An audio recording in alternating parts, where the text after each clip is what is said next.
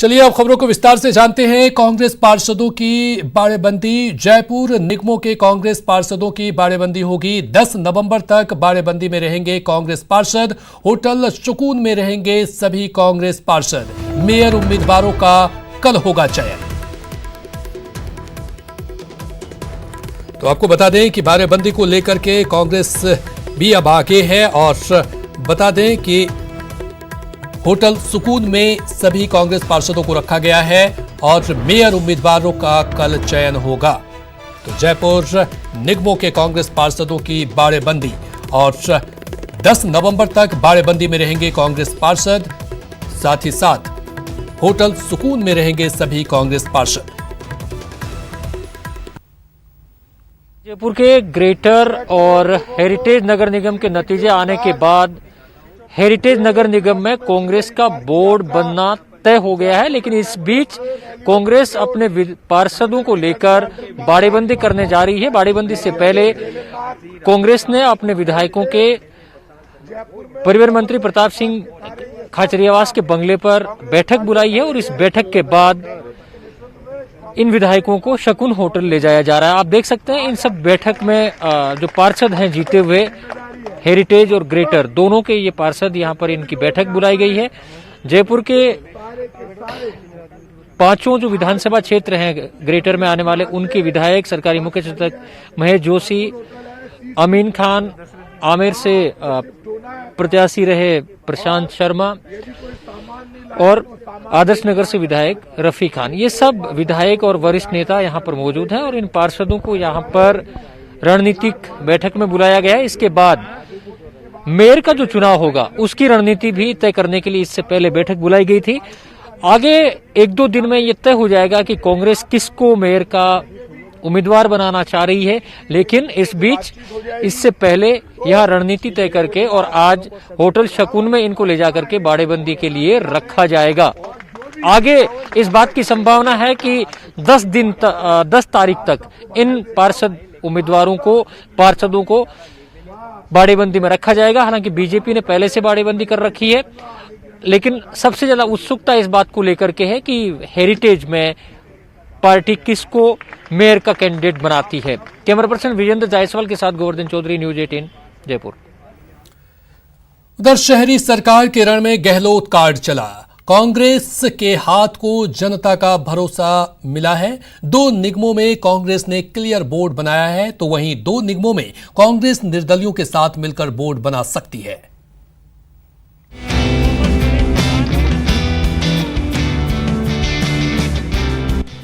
शहर की सरकार के लिए हुए 2 चरणों के दंगल के परिणाम सामने आ गए। जयपुर, जोधपुर और कोटा में हुए नगर निगम चुनाव में सत्ताधारी कांग्रेस ने शानदार प्रदर्शन करते हुए 6 में से 2 निगमों में बहुमत हासिल किया, जबकि जयपुर हेरिटेज में बहुमत से कुछ ही दूर पर रहे। जोधपुर उत्तर में कांग्रेस ने 80 सीटों में से 53 सीटें जीतकर बहुमत हासिल कर लिया, जबकि जयपुर हेरिटेज में कांग्रेस बीजेपी से 5 कदम आगे है। सबसे बड़ा क्रेडिट तो ऊपर वाले भगवान के आशीर्वाद को और जनता के सहयोग को, फिर क्रेडिट जाएगा लीडर को। स्टेट गवर्नमेंट जो काम करती है, कांग्रेस की गहलोत सरकार जो वर्किंग कर रही है, उस वर्किंग से लीडरशिप जो अच्छा काम करती है उसी का होता, तो स्टेट गवर्नमेंट की ये बड़ी जीत है। कोटा में यूडीएच मंत्री शांति धारीवाल की मेहनत रंग लाई और कांग्रेस ने कोटा उत्तर की 70 में से 47 सीटें अपने नाम कर ली। यहाँ बीजेपी को 14 जबकि अन्य के खाते में 9 सीटें आई। कोटा दक्षिण में भी कांग्रेस ने बीजेपी को जोरदार टक्कर दी। कोटा दक्षिण में दोनों दलों को 36 सीटें मिली, वहीं अन्य के खाते में 8 सीटें गई। क्रेडिट तो जनता को ही है। हमने एक नया स्वरूप जनता के सामने पेश किया। माननीय मुख्यमंत्री अशोक गहलोत जी ने, माननीय शांति धारीवाल जी ने, कांग्रेस की सरकार ने, कि भविष्य को देखते हुए, वर्तमान को देखते हुए जयपुर और भविष्य को देखते हुए कोटा और जोधपुर, इनमें एक की बजाय 2 नगर निगम काम करें तो जनता की ज़्यादा अच्छे से सेवा हो पाएगी। सत्ता के विकेंद्रीकरण का जो कंसेप्ट है बहुत पुराना कंसेप्ट है। नगर निगम चुनाव में शानदार जीत के बाद कांग्रेस कार्यकर्ता जश्न में डूबे हैं। वहीं पार्टी आला कमान ने बहुमत के करीब वाले 2 नगर निगमों के लिए रणनीति बनानी शुरू कर दी है। कांग्रेस का दावा है कि समान विचारधारा वाले निर्दलीय उम्मीदवारों के साथ जाएंगे और जयपुर हेरिटेज के साथ ही कोटा दक्षिण में कांग्रेस का बोर्ड बनाएंगे।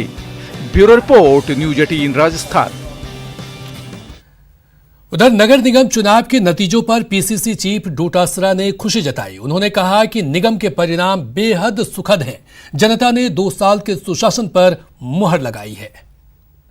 जनता ने ये बता दिया कि जिस प्रकार से कोरोना काल इस वैश्विक महामारी में हमारी सरकार, हमारे जनप्रतिनिधि जो जनता के साथ में खड़े रहे, तो जनता ने, आप देख सकते हैं कि जिन तीनों नगरों में, कोटा, जयपुर और जोधपुर में पिछली बार हम एक भी नगर निगम नहीं बना पाए थे, उससे पहले भी हम बोर्ड नहीं बना पाए थे, और जयपुर में आपने देखा सीधे चुनाव 2009 में हुए थे। मेयर तो हमारा बना था, लेकिन फिर भी बोर्ड हम लोग नहीं बना पाए थे।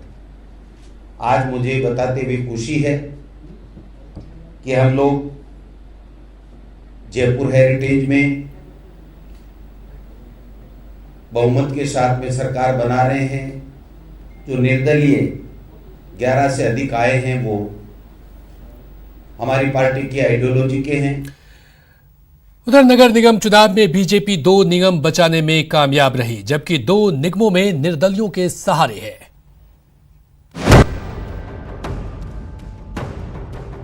शहर की सरकार के रण में मजबूत पहलवानों के साथ उतरी बीजेपी 2 किला बचाने में कामयाब रही, जबकि 2 निगमों में मुकाबले बनी हुई है। जयपुर ग्रेटर में बीजेपी प्रदेश अध्यक्ष सतीश पूनिया की टीम ने शानदार जीत दर्ज की। वहीं जोधपुर में केंद्रीय मंत्री गजेंद्र सिंह शेखावत दक्षिण का निगम बचाने में कामयाब रहे। इस इज्जत बचाने के लिए जब जोधपुर जयपुर के 2 टुकड़े किए थे, उस इज्जत बचाओ अभियान में सफल हुई है। अन्यथा यदि एक नगर निगम होता तो निश्चित रूप से सरकार को जो है मुंह की खानी पड़ती। जयपुर ग्रेटर में बीजेपी ने 150 वार्डों में से 88 पर कब्जा जमाया, जबकि यहां कांग्रेस को 49 और अन्य को 13 वार्ड से ही संतोष करना पड़ा। जोधपुर दक्षिण के दिलचस्प मुकाबले में भी बीजेपी ने 80 सीटों में 43 वार्ड जीतकर बहुमत हासिल कर लिया। यहां कांग्रेस को 29 सीटें मिली, जबकि अन्य के खाते में 8 वार्ड आए। कोटा दक्षिण की 80 सीटों पर हुए रण में बीजेपी और कांग्रेस 36-36 सीटें मिली, जबकि अन्य 8 सीटें जीतने वाले निर्दलीय निर्णायक भूमिका में हैं। अगर कुल परिणाम की बात देखें तो भारतीय जनता पार्टी के पार्षदों की गणना अगर हम करें तो कांग्रेस से कई अधिक भारतीय जनता पार्टी के पार्षद जीते हैं। तकनीकी रूप से सत्ता के दम पर कांग्रेस कहीं अपना बोर्ड बनाते तो बना सकती है, परंतु मैंडेट शहरी मतदाताओं का कांग्रेस के विरुद्ध में हुआ। ये इसलिए हुआ कि कानून व्यवस्था इन शहरों में जर्जर रही और विकास का पहिया रुका रहा। ये कांग्रेस के शासन पर तमाचा है।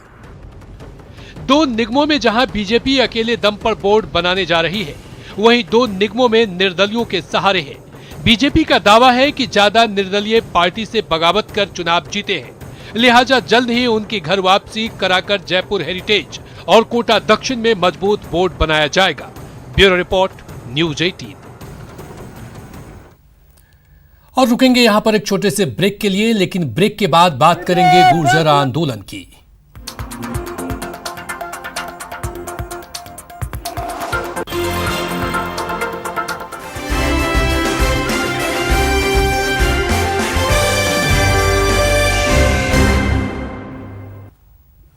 ब्रेक के बाद स्वागत है। चलिए अब बात गुर्जर आंदोलन की करते हैं। शांति दूत बनकर पहुंचे नीरज के पवन ने पीलूपुरा में गुर्जर नेताओं के साथ वार्ता की। इस दौरान गुर्जर अभ्यर्थियों से भी उन्होंने संवाद किया। नीरज के पवन ने स्थायी समाधान का भरोसा दिया। साथ ही साथ वार्ता से उन्होंने कहा कि सकारात्मक संकेत मिले हैं, कल हो सकती है निर्णायक वार्ता।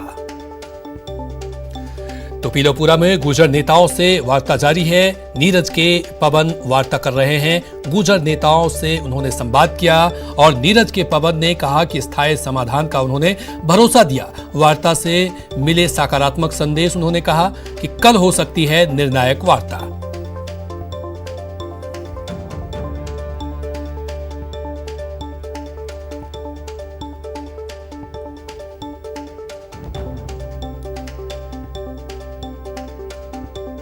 तो पीलूपुरा करते हैं नीरज के पवन जी से।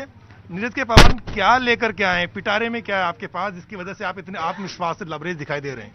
देखिए, पिटारा कुछ नहीं है। राज्य सरकार का जो एक सकारात्मक रुख है कि एब्सोल्यूट पॉजिटिविटी के साथ, 100% सकारात्मकता के साथ सरकार ये चाहती है कि जो हमारे एमबीसी समाज के जो बंधु हैं वो किसी विषय से खिन्न होकर के यहाँ पर बैठे हैं तो उनसे बात कर ली जाए, उनकी समस्याओं का समाधान निकाल लिया जाए और जो जो विधिक समाधान हो सकता है, जो जो चीज़ें हो सकती हैं उनको त्वरित गति से ठोस एवं स्थायी रूप से दे दी जाए ताकि बार बार इसकी कोई बात नहीं आए। जो अभी डिस्कशन में कई सारी बात बैसला जी के साथ और विजय के साथ जो बात सामने आई है उसमें उनको ये लगता है कि हमें स्थायी समाधान चाहिए, हमें ठोस समाधान चाहिए। हमें ये नहीं कि हमें सिर्फ फ्यूचरिस्टिक कोई आश्वासन दिए गए हों, तो वो किस प्रकार दिए जा सकते हैं, कौन सारे ऐसे दस्तावेजात हैं जो आपको हम आपके समक्ष रख सकते हैं। कौन सी ऐसी बातें जो डाउट क्रिएट करती हैं जिसकी वजह से इन लोगों ने फिर से आंदोलन का ऐलान कर दिया? वो कौन सी बातें जिसकी वजह से सरकार ने आपको भेजा और इनको आंदोलन के लिए उतारू होना पड़ा? वो कौन कौन सी बातें हैं? देखिए, ये कोई नई बात नहीं। इनके जो आपने बहुत सही कहा विजय ने कि काफ़ी सारे बिंदु काफ़ी टाइम से चल रहे हैं, उसमें समाधान निकालने के लगातार प्रयास भी हुए हैं, लेकिन उसमें आपको ये लगता है कि उसमें स्थायी और ठोस समाधान नहीं निकल पाया।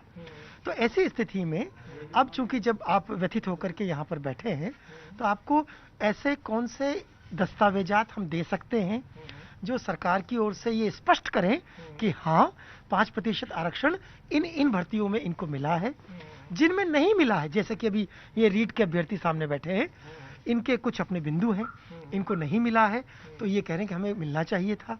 तो वो किस प्रकार समाधान हो सकता है उसके लिए मंत्रिमंडलीय समिति के समक्ष ये बात पहले भी आई थी। उन्होंने अभी भी उसके लिए मना नहीं किया। उन्होंने एक कमेटी बनाने का उसको कहा है। तो क्या समाधान निकाला जा सकता है उस पर अपन बात करें।